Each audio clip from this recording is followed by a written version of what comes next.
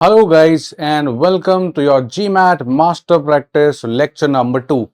My name is Rahul Bartla and I am a CAT 99.95 and a GMAT 780 scorer. आज हम बात करने वाले हैं लेक्चर 2 की, जिसमें हम देख कर करेंगे ओवरलैपिंग सेट्स। 2 सेट्स हम लोग कर चुके हैं, मैट्रिक्स डायग्राम हम इसी प्लेलिस्ट में कर चुके हैं। आई वुड एडवाइस कि आप वो देख चुके हैं, राइट। आज जो हम बात करेंगे हम 3 सेट्स। जब 3 ओवरलैपिंग सेट्स आते हैं तो वेन डायग्राम कैसे बनता है, बेसिक टर्म्स क्या होती हैं, क्वेश्चंस कैसे दिखते हैं और फॉर्मूलाज कैसे दिखते हैं।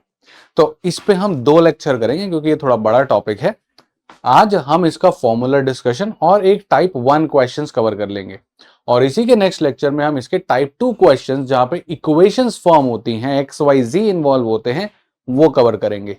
तो मेरा आपसे सिर्फ एक अनुरोध है, एक रिक्वेस्ट है कि आप इसको आराम से देखिए, because this is a very important lecture to concretize the foundation of overlapping 3 sets. अगर आप ये वीडियो नहीं देखेंगे तो अगली तो वैसे ही नहीं बननी है, तो इसको अच्छे से देखें और ये वीडियो और एक और जो हम डालेंगे उन दोनों को साथ में देखेंगे तो वो सारा का सारा आपका कवर हो जाएगा। Let's learn the basics of 3 sets in overlapping sets, right. तो चलिए शुरू करते हैं। मान लेते हैं हमारे पास 3 सेट हैं। एक सेट है हमारे पास सेट ए, एक सेट बी और एक सेट सी। अब यहां बहुत सारे रीजन्स बन रहे हैं, इनको एक काम करते हैं, नाम देते हैं ताकि हम समझ सके इन सब रीजन्स को, राइट। लेट अस से मैंने बोल दिया कि ये वाला जो रीजन है ये है रीजन ए, इसको नाम दे देते हैं बी, ये सी, ये डी, ये ई, एफ और जी, और ये जो तीनों के साथ ओवरलैप हो रहा है ये है एच, राइट। अब हम थोड़ी बातें कर पाएंगे।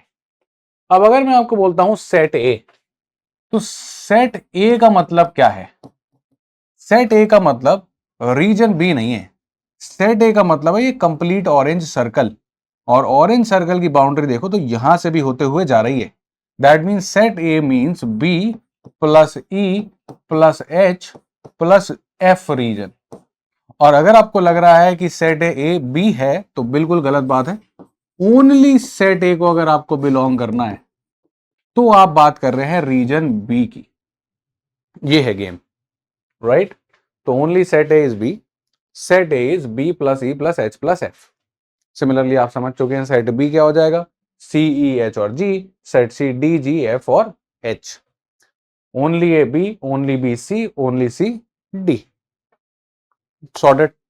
सर ये ए क्या है? ए वो रीजन है जहां पे कुछ नहीं हो रहा है, right. So if you belong to no set, right, if you belong to no set, neither of the set. अब इसको हम कैसे बोलते हैं? हम बोलते हैं ए में नहीं हो मतलब ए डैश, इंटरसेक्शन बी में भी नहीं हो मतलब बी डैश, इंटरसेक्शन सी में भी नहीं हो मतलब C dash. This corresponds to region A, alright. Now there are few more terms we need to understand. अगर हम बोलें ए इंटरसेक्शन बी, राइट, मतलब ए और बी का कॉमन पार्ट। अब ए और बी के कॉमन पार्ट की अगर आप बात करते हैं तो ये है, देखिए ये जो रीजन है, राइट, ये वाला रीजन, ये रीजन है आपका ए इंटरसेक्शन बी, ठीक है। ए का सर्कल ऑरेंज वाला, बी का सर्कल बी वाला, ए और बी कहां पे ओवरलैप करें? इस रीजन पे, that is E and H. So A intersection B is your region E and H. Similarly video को पॉज करके बताइए बी इंटरसेक्शन सी क्या होगा। अगर आप सोच रहे हैं जी, that means you are wrong. B intersection C मतलब ब्लू सर्कल और ग्रीन सर्कल। अब ब्लू और ग्रीन सर्कल का ओवरलैपिंग पार्ट है ये वाला, ऑरेंज को भूल जाओ, ये ग्रीन जा रहा है ये ब्लू जा रहा है, इसका इंटरसेक्शन पार्ट है ये जी और एच। तो ब्लू इंटरसेक्शन ग्रीन हो गया जी और H, and blue intersection orange that is A intersection C, ये हो गया आपका एफ एंड एच, राइट। तो एक टर्म ये हो गई, मैं सारे लिख देता हूं यहां पे, right. A intersection B, B intersection C and C intersection A, right? So B intersection C, P intersection C becomes G and H, and C intersection A becomes F and H. तो notice करने की बात क्या है? अगर आप notice करोगे तो आप पाओगे कि ये जो H वाला रीजन है ये तीनों में आ रहा है, राइट। चाहे A इंटरसेक्शन B हो या B इंटरसेक्शन C या C इंटरसेक्शन है, H वाला रीजन तीनों में आ रहा है। H वाला रीजन क्या होता है? एच वाला रीजन होता है जहां पर तीनों हो रहे हैं, यानी A intersection B intersection C right, that is your region H, और आप तीनों इवेंट में हो, मतलब आप बिलोंग करते हो एग्जैक्टली 3 सेट्स में, राइट, या फिर ऑल 3 सेट्स, एक ही बात है। अगर मैं ऐसा कुछ बोलता हूं that means I am talking about region H, you belong to all the 3 sets, right, clear. अब अगर क्वेश्चन कभी बोलता है एटलीस्ट वन, ठीक है, कुछ टर्म्स और, अगर क्वेश्चन आपसे बोलता है at least one, right, at least one set, at least one का मतलब क्या है, वन और मोर, क्या मतलब है इसका, you belong to one set और मोर देन वन सेट। तो आप एक में हो सकते हो, दो में हो सकते हो, तीन में हो सकते हो। कौन सा रीजन बना, ये सारे, B plus E plus C plus F plus G plus H plus D, you are talking about this region. और कैसे लिखते हैं इसको, A union B union C, union मतलब या तो ए में हो जाओ, या बी में हो जाओ, या सी में हो जाओ, अब नहीं चलेगा, यूनियन मतलब और, दोनों में से किसी में भी हो जाओ चलेगा। यहां पर आप ए में हो चलेगा, यहां पर तो आप दो दो में हो तो भी चलेगा, यहां पे भी आप दो में चलेगा, यहां तीनों में हो तो भी चलेगा, वन में हो तो भी चलेगा, दो में हो तो भी चलेगा, तीन में हो तब भी चलेगा, ये नहीं चलेगा आप किसी में बिलोंग नहीं कर रहे, right. So this is your at least one. Now the point is what about exactly one, हो सकता है क्वेश्चन हमसे पूछे एग्जैक्टली वन। अब एग्जैक्टली वन वाला रीजन कौन सा है, जहां पे सिर्फ एक में बिलोंग करते हो। अब होगा क्या, हो सकता है हम ना थोड़ी मेहनत करेंगे, थोड़ी सी कैलकुलेशन करेंगे और हम यहां इस लेवल तक पहुंच जाएंगे, हम वेन डायग्राम में सारी वैल्यूज लिख पा रहे होंगे। अभी जो आपको वेरिएबल दिख रहा है ये नंबर होंगे, राइट, और एक बार ये नंबर हो गए तो आपको बस रीजन देखना है, रीजन देख के पता लगाना है, राइट। तो अगर मैं आपसे एग्जैक्टली वन की बात करता हूं तो यहां तो दो दो हो रहे हैं, ए और बी, यहां तीन तीन हो रहे हैं, एग्जैक्टली वन है ये, यहां सिर्फ ए हो रहा है, सी सिर्फ बी हो रहा है, डी सिर्फ सेट सी हो रहा है, यानी this represents region B C and D, right, clear. अब अगर मेरे को पास वेन डायग्राम रिजॉल्व होता, बी सी डी की वैल्यू होती, मैं पता लगा लेता। सिमिलरली अगर ये बात करता है एग्जैक्टली टू की, तो एग्जैक्टली टू मतलब क्या हुआ, एफ जहां पे ए और सी होता है, एच नहीं, एच में तीन हो रहे हैं, दैट मीन्स एफ, साथ में ई, साथ में जी, राइट। अगर ये एटलीस्ट टू बोल देगा, राइट, तो आप एच को भी कंसिडर कर लोगे, राइट, क्योंकि एटलीस्ट टू मतलब टू में बिलोंग कर सकते हो, तीन में, तो फिर ये भी खुल जाता। पर एग्जैक्टली टू में ये तीन रीजन, एच नहीं है, क्लियर। नाउ अगर मैंने वेन डायग्राम ओपन कर दिया, अगर मैंने वेन डायग्राम में सब नंबर्स दे दिए, राइट, तो आप इजीली बता सकते हो। फॉर एग्जाम्पल कल को हमको पता चल गया कि बी 10 था, ई 2 था, सी 15 था, डी 20 था, एफ 3 था, एच 1 था और जी 2 था, हम सब पता लगा सकते हैं। अब आपसे बोलता कि ए साइड में कितने हैं, आप कहते 10 12 13 16, 16 आंसर दे देते। आप कहते कि एग्जैक्टली टू वाले कितने हैं, आप कहते 2 3 5 2 7। अब जरा सोच के बताओ एग्जैक्टली वन वाले कितने होंगे, पॉज करके सोचो, exactly one, people belonging to exactly one set. I hope आपका आंसर आ रहा है 10 प्लस 20 30 प्लस 15 45, मतलब आप वेन डायग्राम से आंसर्स देना समझ चुके हैं, क्लियर।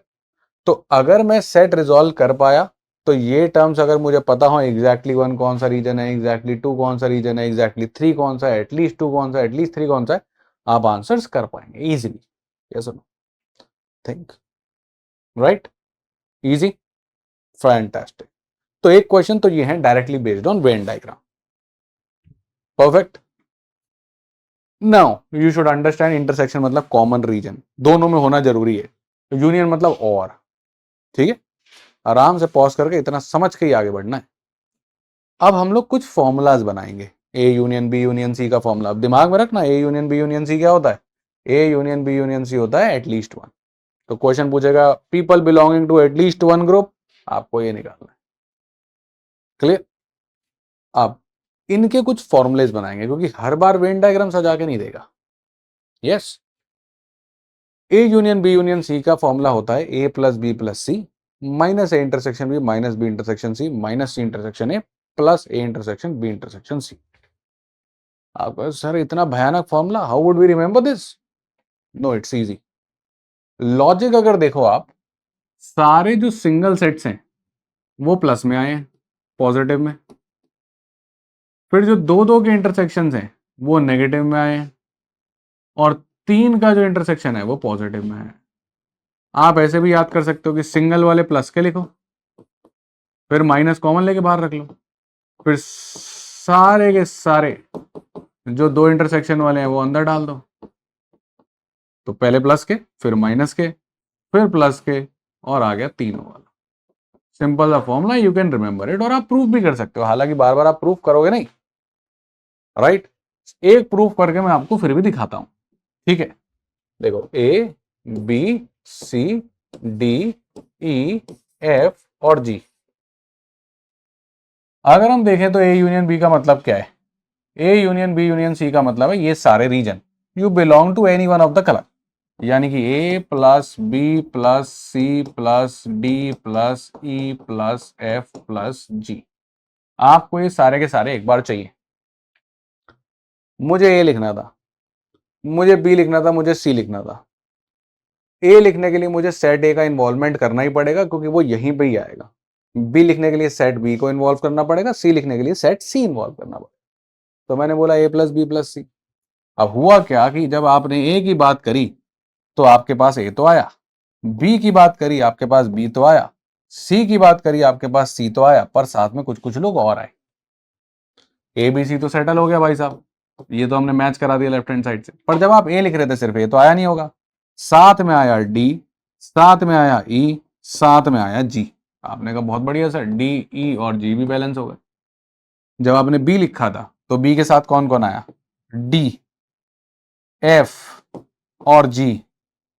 अब डी और जी तो ऑलरेडी कैंसिल पड़े हैं, एफ चलो नया आ गया, ये भी कैंसिल हो गया, but this D one extra, G ये एक्स्ट्रा।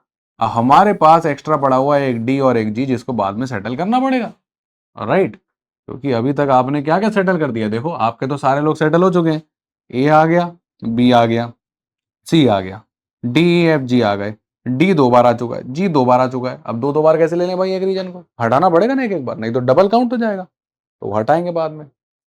अब जब आप सी लिखने गए तो सी के साथ कौन आया? सी के साथ सी तो आया, वो चाहिए था।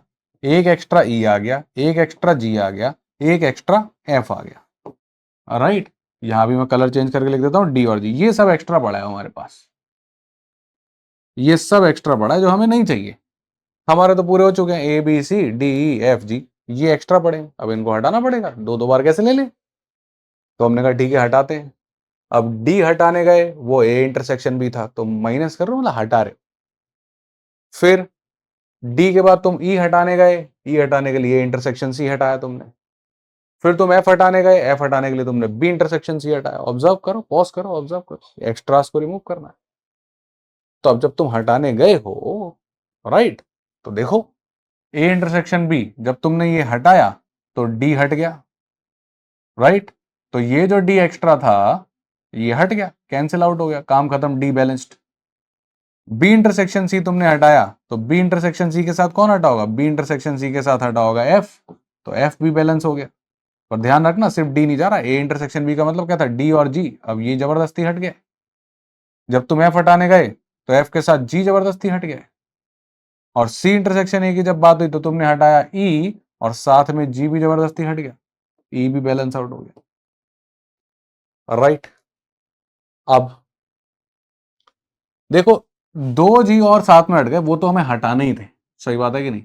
हमारे पास दो जी अभी भी एक्स्ट्रा बचे, ये वाला जी एक्स्ट्रा नहीं है, ये तो चाहिए था ना, एक जी तो चाहिए था, राइट? तो तुम्हारे पास दो जी एक्स्ट्रा आए थे, तुम्हें वो हटाने थे। दो जी जो एक्स्ट्रा है वो दो एक्स्ट्रा जी को उठा के हटा दिए, पर एक एक्स्ट्रा जी हटा के बैठ गए हो। देख रहे हो, तुम्हारे 3 जी आए, तुमने 3 हटा दिए, ऐसा तो नहीं चलेगा ना। अब ये जी भी तुम मारा गया इस जी से। डी एफ बैलेंस आउट हो चुके हैं, ए बी सी आया, डी 2 आए थे, डी हट गया, ई 2 आए थे, एक ई हट गया, 2 एफ आए थे, एक एफ हट गया, पर जी 3 आए थे और तीनों हट गए, जी है ही नहीं। तो हमें लास्ट में एक जी ऐड करना पड़ा, यहां से बना ये फॉर्म। अब अगर आप समझ सकते हो फॉर्मूला तो बढ़िया, बट यू अंडरस्टैंड कि ये आप पेपर के बीच में तो करोगे नहीं, so that means there is a way to remember it and you have to remember it, that is A plus B plus C minus का A B B C C A plus का A B सी। आप आराम से reason colour करके मिडो के formula देख सकते हो, अपने आप सारा का सारा कलर हो जाएगा। मैं कैसे याद रखता हूं, देखो ए बी सी लिखने के लिए ए बी और सी आए, then I think of this, ये दो बार आ गया ए में और बी में, तो इसको एक एक बार हटाया आपने, तो ये वाले सब एक एक बार हट गए और दो दो बार आए, बैलेंस। जी की बात करें तो ये ए बी सी में आया, ए बी सी में आया, ए बी बी सी सी ए में हट गया, तो तीन बार आया, तीन बार गया, एक बार चाहिए होगा तो वो एक बार आ गया, ऐसे भी सोच सकते हैं। तो this is your first formula, keep it in mind. Second formula जो हम याद रखेंगे, एग्जैक्टली टू इवेंट्स का। एग्जैक्टली टू इवेंट्स का सोचना आसान है। देखो एग्जैक्टली टू इवेंट्स का मतलब क्या है, एग्जैक्टली टू इवेंट्स का मतलब है you are looking at these areas D E and F, right. अब बहुत लॉजिकल है, आप खुद भी सोच सकते हो, याद भी कर सकते हो, नहीं तो रिमेंबर रहेगा आपको। डी लिखने के लिए आपने ए इंटरसेक्शन भी लिखा होगा, और आपके पास सिर्फ डी तो आया नहीं होगा, साथ में एक जी भी आ गया होगा, ये वाला रीजन, राइट। हमें क्या चाहिए, हमें चाहिए एग्जैक्टली टू में डी ई और एफ। डी तो आ गया, एक जी एक्स्ट्रा बाद में देखेंगे। फिर बी इंटरसेक्शन सी का मतलब क्या है, बी इंटरसेक्शन का मतलब है एफ और जी, एफ चाहिए था, जी एक्स्ट्रा आया। सी इंटरसेक्शन का मतलब है ई प्लस जी, डी एफ और ई चाहिए थे, वो आ चुके हैं, एक्स्ट्रा आ गए तीन जी, तीन बार माइनस कर दिया, देखो -3g लिखा हुआ है, बैलेंस्ड। तो इजी, एग्जैक्टली टू ये तीन चाहिए, ए बी बी सी ए सी, ये तीन बार आ गया, तीन बार हटा दो क्योंकि एग्जैक्टली 3g। तो easy to remember, exactly two में ए बी बी सी सी है, तीन बार सेंटर वाला आ गया, तीन बार हटा दो। अगर मैं बात करता हूं आगे बढ़ के एटलीस्ट टू की, अब आपको क्या चाहिए, एटलीस्ट टू में देखें तो आपको डी भी चलेगा, ई भी चलेगा, एफ भी चलेगा और जी भी चाहिए एक बार, सही बात है कि नहीं, डी ई एफ और जी। अब देखो वापस आपने ए बी लिखा तो डी और जी आए, बी सी लिखा ई और जी आए, राइट सॉरी एफ और जी आए, और सी ए लिखा ई और जी आए, डी ई एफ जी, एक डी एक एफ एक ई एक जी बैलेंस ये चाहिए, एक्स्ट्रा पड़े हैं दो जी अब की, क्योंकि एक बार चाहिए था, पिछली बार एक बार भी नहीं चाहिए था, अब एक बार चाहिए तो दो बार नहीं चाहिए, तो -2 टाइम्स की बात खत्म। तो that's how you remember it, exactly two में 3 टाइम्स इंटरसेक्शन वाला माइनस होगा, एटलीस्ट टू में दो बार माइनस होगा क्योंकि एक बार चाहिए। क्लियर। तो यहां तक आपके कुछ फॉर्मूलेज हो गए जो आपको दिमाग में रखने हैं, एक बार आप ये तीनों लिख लो, देख लो, इनको भी लगाना पड़ेगा क्योंकि क्वेश्चन हो सकता है हमको वेन डायग्राम ना दे, इन सब की वैल्यू दे दे, A B C A B B C B C C A, तो फिर हमें लगाना पड़ेगा। एक लास्ट थोड़ा खतरनाक वाला बचता है, एग्जैक्टली वन। हालांकि मैं आपको इसका भी याद करने का तरीका बना दूंगा, अब इसकी डेरिवेशन में हमें जाना नहीं, फालतू टाइम पास वाली बात है, फिर पूरा डेरिवेशन करेंगे, लगाने पेपर में हम डायरेक्ट फॉर्मूला वाले हैं। मैट्रिक्स सिखाता हूं आपको, ये वाला तो याद है, एग्जैक्टली वन छोड़ो, एटलीस्ट वन वाला याद है ना, अभी हमने सीखा, प्रूफ भी किया, at least one A plus B plus C minus A B B C और सी ए, मैंने सिखाया था इसका ऑल्टरनेट फॉर्म कि ए प्लस बी प्लस सी, फिर माइनस कॉमन लो, फिर ये सारे आ गए, फिर ट्रिपल वाला प्लस का आ गया, याद है कि नहीं, सिंगल सेट प्लस के, डबल सेट माइनस के, ट्रिपल सेट प्लस का। इसी में बस आपको थोड़ा सा चेंज करना है, सिंगल सेट है तो 1 रहने दो, डबल सेट है तो 2 लगा दो, ट्रिपल सेट है तो 3 लगा दो, हो गया यार, दैट्स इट। तो एटलीस्ट वन, एग्जैक्टली वन एकदम सेम जैसे, एटलीस्ट वन में सब वन कोफिशिएंट के साथ आएंगे, प्लस माइनस प्लस के, और एग्जैक्टली वन में क्या होगा, 1 फिर 2 फिर 3, आगे फॉर्मूला वैसे। तो अब आपके सारे फॉर्मूले कुछ दिखते हैं ऐसे, राइट, डन, दैट्स इट। अब ये सारे फॉर्मूले याद होने चाहिए, वेन डायग्राम की समझ होनी चाहिए, कौन सा रीजन क्या बिलोंग करता है, आप इजीली सारे के सारे क्वेश्चंस कर पाएंगे। तो दो क्वेश्चंस हम लोग देखते हैं, ठीक है। आई होप आपने पॉज किया है, खुद से ट्राई किया है, आपने लिख लिए हैं, याद कर लिए, बड़े सिंपल हैं। ये है आपका एटलीस्ट वन, ये है एग्जैक्टली वन, मैं लिख देता हूं इसके साथ,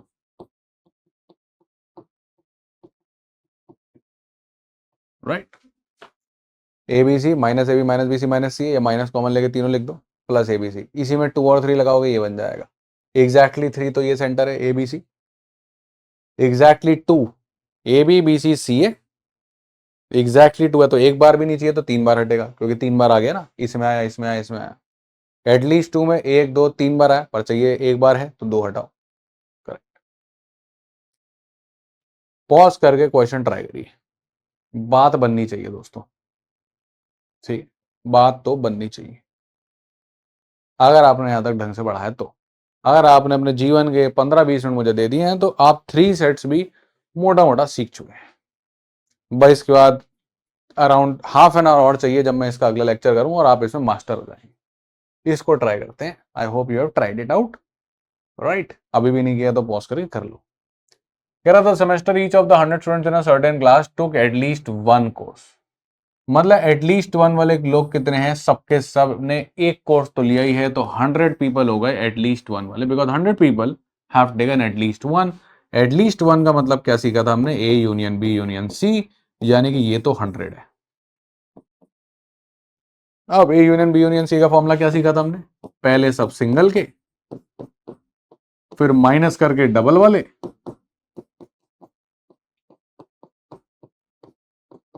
फिर प्लस करके ट्रिपल वाले। यही करवाना चाह रहा होगा हमसे फॉर्मूला, क्योंकि इसकी वैल्यू दी है तो इसकी इक्वेशन तो लिखेंगे। अब 60 स्टूडेंट्स टू के, मतलब ओनली ए नहीं लिखा ना, ए बोला तो ए 60 हो गया। 40 स्टूडेंट्स टुक बी, तो बी 40 हो गया। 40 स्टूडेंट्स टुक सी, तो सी 40 हो गया। Minus 10 took A and B. अब ऐसा नहीं बोलना 10 took only A and B, मतलब ए एंड बी साथ में सी भी ले लिया होगा तो हमें क्या पता, ए इंटरसेक्शन बी एंड मतलब इंटरसेक्शन, तो ए इंटरसेक्शन बी हो गया 10 plus 25 took B and C plus 8 took C and A plus A intersection B intersection C. Find the number of students who took all three मतलब intersection, plus इसको X मान लेते हैं, x निकालना खत्म। तो नॉर्मल प्लस माइनस से बन जाते हैं, बट फॉर्मूले इसके दिखते थोड़े से कॉम्प्लिकेटेड है, होता बड़ा आसान है। तो कितना हो गया बेटा, 60 40 मिला के 100 हो गया, यहां खत्म, जीरो आ गया। तो 0 इक्वल्स टू 40 माइनस ये कितना है, 10 25 8 25 8 35 35 और 8 43 प्लस एक्स। राइट, एक्स को उधर ले जाते हैं, माइनस एक्स इक्वल्स टू -3 आ गया, and ultimately X comes out to be 3, यानी C is our answer for this particular question. I hope that's quite easy. I hope you must have cracked it, right? A basic formula, if you know it, that's it, you're done, right? So sometimes if he talks about those generic terms जिसका formula हमने derive किया है, या जो formula में direct आपको दिखती हैं, उसके लिए formula ही better है. Yes, अगर आप exactly 2, exactly 3 पे आते हैं, at least 2 पे आते हैं, तो कभी कभी वेन डायग्राम बेटर हो जाता है, बट फॉर्मूला वहां भी वर्क करता ही है। और कुछ क्वेश्चन ऐसे हैं जो सिर्फ वेन डायग्राम से बनेंगे, जब वो एग्जैक्टली कोई एक चीज की बात करने लगेगा कि find the people who belong to set B and C but not A, उसको हम नेक्स्ट क्लास में करेंगे। चलिए बात करते हैं इस सवाल की। अब इसको दोनों तरीकों से करेंगे, ठीक है, वेन डायग्राम से भी और ओवरलैपिंग सेट से भी, तो आपका बेसिक्स हो जाएगा डन। उसके बाद नेक्स्ट लेक्चर में मिलेंगे और इसके एडवांस क्वेश्चंस देखेंगे कि जब इक्वेशंस बनेंगी या जब ऐसा क्वेश्चन आ जाएगा जहां पर वेन डायग्राम ही बनाना पड़े। राइट, पॉज कर लीजिए, ट्राई कर लीजिए, हो जाए तो जस्ट लेट मी नो।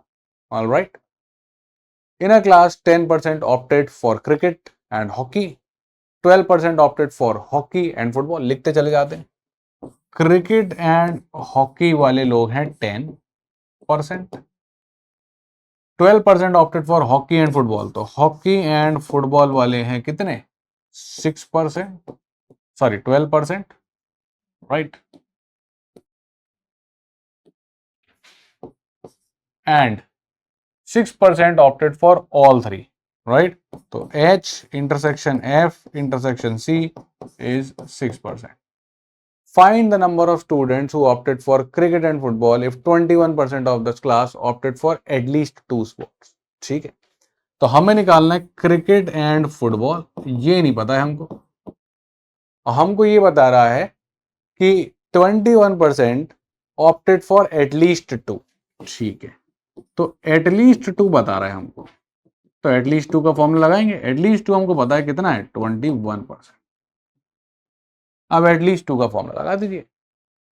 क्या था, एटलीस्ट 2 बोल रहा है, एग्जैक्टली 2 नहीं बोल रहा है। यहां बच्चों को बहुत कंफ्यूजन होता है। When you are talking about at least 2 मतलब C intersection F plus C intersection H plus H intersection F. अब आपको बोला गया एटलीस्ट टू, मतलब एक बार आपको तीनों वाला रीजन चाहिए। आपके पास 3 बार आ गया, एक बार चाहिए तो 2 बार माइनस करेंगे, 3 बार नहीं। एग्जैक्टली बोलता तो 3 बार करते, तो minus H intersection F intersection C, और 3 टाइम नहीं 2 टाइम, क्योंकि एक बार तो चाहिए, एटलीस्ट टू की बात है, राइट। तो एक बार वो रीजन काउंट हो। तो थोड़ा सा मेमोराइजेशन और थोड़ा सा लॉजिक, ताकि मेमोराइजेशन आसान हो, राइट। समझ के याद करना बोलते हैं इसको। सी इंटरसेक्शन एफ निकालना है, एक्स मानते हैं, सी इंटरसेक्शन एच हो गया 10, एच इंटरसेक्शन एफ हो गया 12, माइनस 2 टाइम्स 6, राइट। तो कितना हो गया, 12 से 12 कट गया, ये इधर आ गया, आपके पास आ गया 11% एक्स की value, and that means the answer to this question is none. The answer to this question is right. तो ऐसा नहीं कि नन आंसर नहीं होता, आंसर होता है नन भाई, ध्यान रखा करो, कभी कभी आ जाएगा अचानक से, right. I hope it is quite clear. तो ये 11 रहा होगा, 11 21 33, 33 में से 12 गया होगा, यानी कि आप पहुंचोगे 21 में। अब इसी क्वेश्चन को आप चाहो तो वेन डायग्राम से भी कर सकते हैं। अब फॉर्मूले याद होने चाहिए, एटलीस्ट टू का फॉर्मूला डायरेक्ट लगवा दिया उसने, एक चीज निकलवा ली, है ना। पिछले वाले में क्या, A union B union C का फॉर्मूला डायरेक्ट लिखवा दिया था और आपसे एक चीज निकलवा ली। तो अगर वो स्टैंडर्ड टर्म्स की बात करता है, जैसे कि exactly two, at least one, exactly one, वो स्टैंडर्ड टर्म्स है, फॉर्मूला ही चाहता है।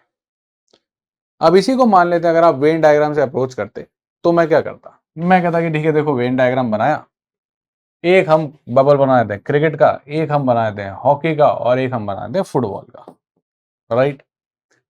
अब क्वेश्चन कह रहा है कि 10% opted for cricket and hockey. तो क्रिकेट एंड हॉकी है ये वाला रीजन, तो ये पूरा रीजन मिलाकर है 10% का, यानी ये और ये मिला। 12% opted for hockey and football, तो ये हॉकी एंड फुटबॉल, ये रीजन, ये पूरा पूरा रीजन मिला के है 12%। While 6% opted for all 3 sports, यानी ये 6 है, तो ये निकल आएगा, क्योंकि ये पूरा 10 था, ये 6 है, तो ये 4 हो गया, 10 - 6। अब ऐसे सोचो ये कितना रीजन होगा, ये पूरा 12 है, ये हिस्सा 6 है, तो ये भी हो गया 6। यस, इतना काम खत्म। Now find the number of students who opted for cricket and football, मतलब हमसे चाहता है ये वाला रीजन निकलवाना, ये वाला, राइट। ये वाला रीजन निकलवाना चाहता है हमसे। If 21% of the class opted for at least 2 sports, तो अगर मैं इसको एक्स मान लूं, तो 21 लोग हैं जो एटलीस्ट 2 में थे। हमारे हिसाब से एटलीस्ट 2 वाले कितने हैं, ये 2 में है, ये 2 में है, ये 2 में है, और ये 2 में है ना, ये 2 ये 2 ये 2 ये 3, ये तो 1 में है। तो एटलीस्ट 2 वाले ये रीजन हैं सारे मिला के, और ये सारे मिला के 21 है, तो यहां से एक्स आ जाएगा, कितना आ गया, 21 - 6 6 12 4 16, यानी आ गया ये 5। Now you know that this guy x is nothing but 5%। तो ये पूरा रेड रीजन कितना हो गया, 5 + 6 यानी कि 11। Got it. हमें क्या निकालना है, हमें निकालना है cricket intersection football, which we know is x + 6, यानी कि x निकाल चुके हैं, 5 + 6 बोले तो 11%। और फिर से आप देख सकते हैं कि आंसर सेम आ चुका है। क्लियर। तो same question can be done from the Venn diagram as well, but this is only favourable when you have at least 2 और एग्जैक्टली 2। उसके बाद ये थोड़ा सा और क्रिटिकली डिफिकल्ट होता चला जाता है अगर आप एटलीस्ट 1 और एग्जैक्टली 1 की बात कर रहे हैं, go from formula. Alright, that's it guys for the day. I hope the basics are clear. What you wish to know is कि आप फॉर्मूलाज याद रखें, वेन डायग्राम की बेसिक समझ आप याद रखें। हम अगले लेक्चर मिलेंगे तो हम इसके एडवांस क्वेश्चंस करेंगे, जहां पे शायद डायरेक्ट फॉर्मूलाज वर्क नहीं करेंगे, फॉर्मूला से इक्वेशन बन जाएगी। See you very soon, but till then make sure you watch this video, and in case you have not watched the previous 2 of this, do watch it, क्योंकि sets का जो chapter है ये basically matrix diagram पे आपको test करता है, फिर ये आपको चेक करता है 2 सेट्स पे, फिर ये आपको चेक करता है 3 सेट्स पे, और फिर ये आपको चेक करता है एडवांस 3 सेट्स पे। राइट। तो इतना पार्ट 1 आवर 30 मिनट्स हम ऑलरेडी कवर कर चुके हैं, राइट। 30 मिनट्स के 3 लेक्चर हो चुके हैं, एक बचा है और 2 घंटे का आपका ये चैप्टर पूरा हो जाएगा खत्म। Alright, cheers and all the best. See you in the next video. Hope you're learning and enjoying these sessions. If you're looking for any other topic as well, आप बता सकते हैं। मैं इसी चैनल पे स्टैटिस्टिक्स पूरा और ओवरलैपिंग सेट्स पूरा बना चुका हूं आफ्टर द लास्ट वीडियो और after the next video. Take care, all the best, see you.